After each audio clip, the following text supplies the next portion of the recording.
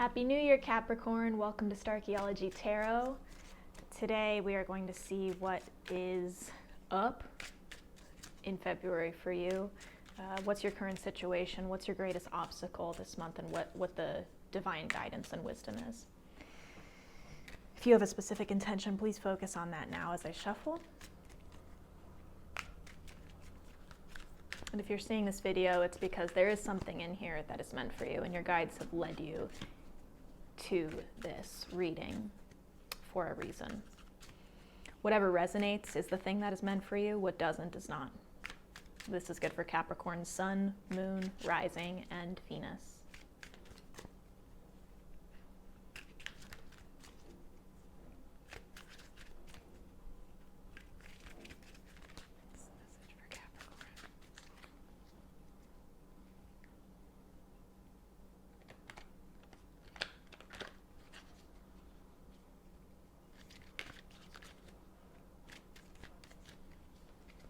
Capricorn for February.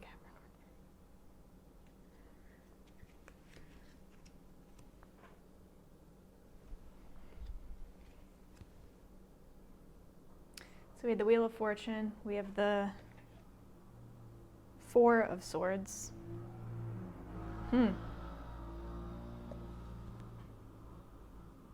the Eight of Swords.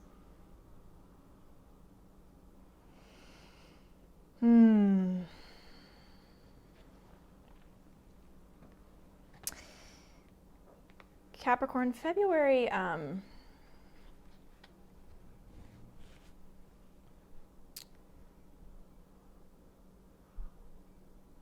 wow, this is really interesting. So February,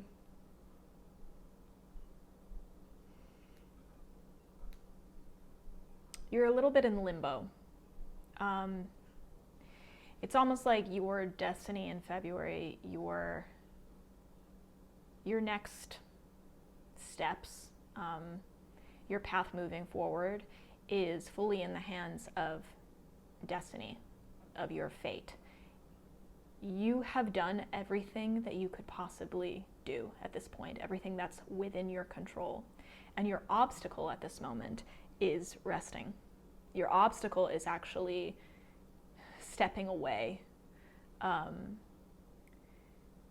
taking a break from doing, because doing at this point oversteps the boundary between what is yours and what is not, what is within your realm of control and what is not within your realm of control. And when we cross that boundary into the realm that does not belong to us, but we try to control things there, that's when we really start spinning our wheels, pun intended. We start spinning that wheel of fortune, and it's not ours to spin. It is fortune's job to spin that. So this is really understanding the boundary between you and your higher power, you and the divine, God, however you want to put that, the universe, the power with which you co-create. There are chance alignments happening for you right now, and if you're paying attention, you will notice those. They will pop out to you like synchronicities, signs, things that maybe, your earth self, your earth-rooted self may try to deny the magic of,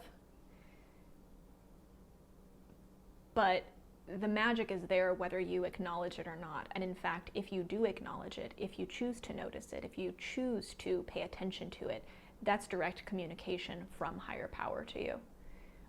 So if you're like, I don't have evidence of higher power co-creating with me, I don't have evidence of the universe having my back,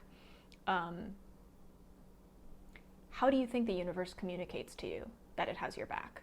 It does so through those signs. It does so through those synchronicities, those chance alignments. And it's up to you to listen. If you are denying the existence of those things or not observing the existence of those things, then you're a bad listener when it comes to that conversation, that constant conversation and dialogue with your higher power, with the universe. it's sometimes funny when some of us are like, well, I'm trying to talk to the divine, I'm trying to connect to the universe, but the universe isn't talking to me. And when I find myself saying that, I sometimes tell myself, well, what am I expecting? Am I expecting some random, like, disembodied voice to shout at me from the sky? You know, that communication happens through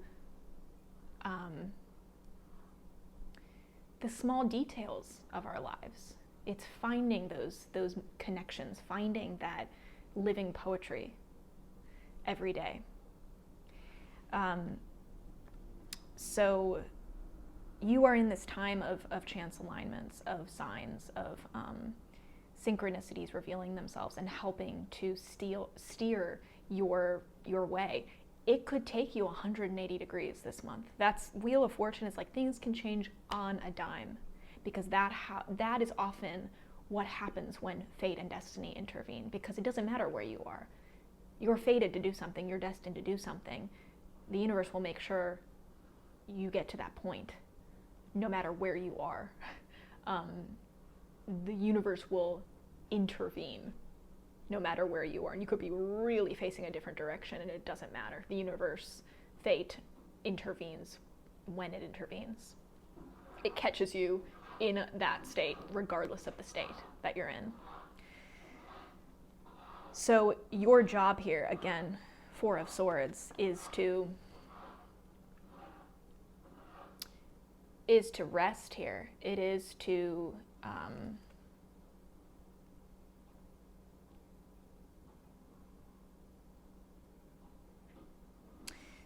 take a step back. And it is a mental step, but it also so funny in this deck that Four of Swords, which is typically a card, the art typically shows almost like a kind of death, you know, death in the way of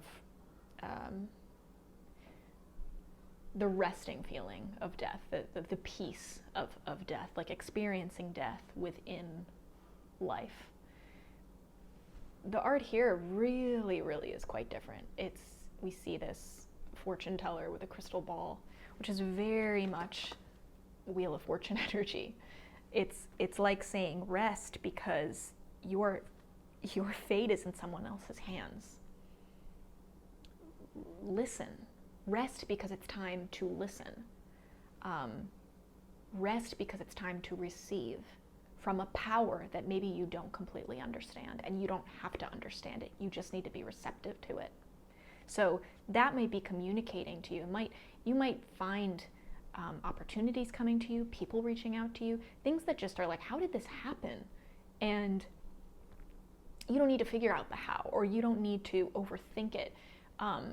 Break it down like, oh, okay, well, it happened because of this, and that's what makes it valuable for me now. No, the why is not important here. What's important is saying yes to things that appear in your path that make you vibrate. And if you're thinking too much, that thinking gets in the way of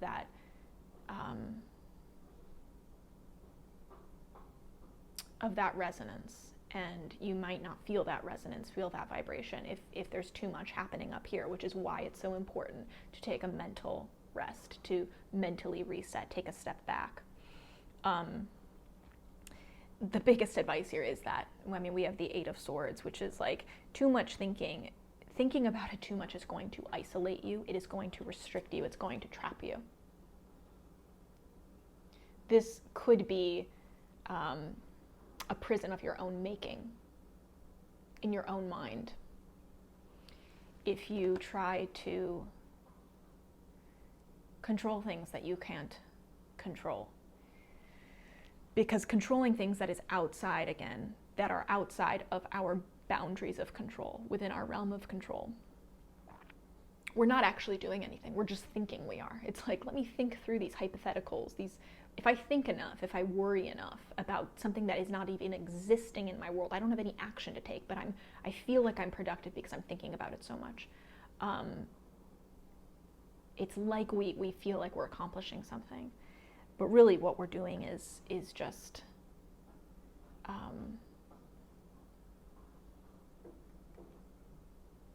limiting ourselves.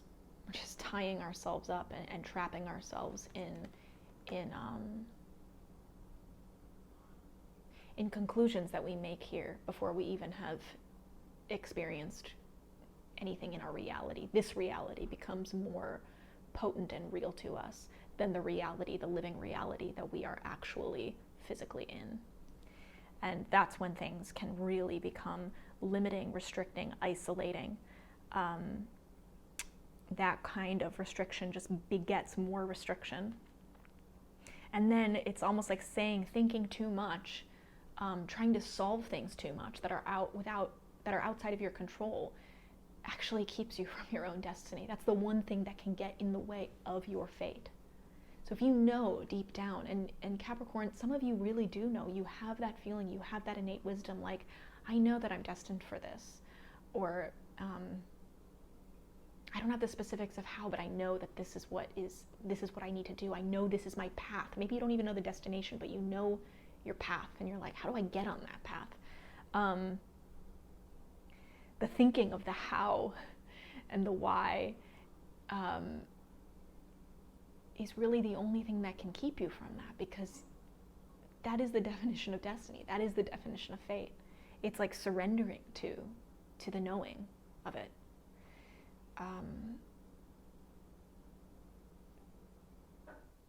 Sometimes we can self-sabotage when we're trying to control destiny, even though we know that it is destiny. It's like very hypocritical. It's like, I know this is my destiny, but I gotta control the situation so I make sure my destiny happens. It's like, if that's what you're doing, it's not your destiny, because your destiny is headed for you regardless of what you're doing.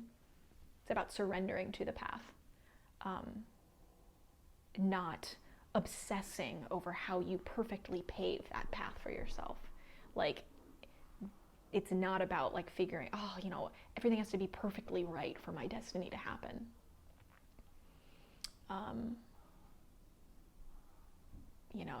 That's contrary to what the definition of destiny even is.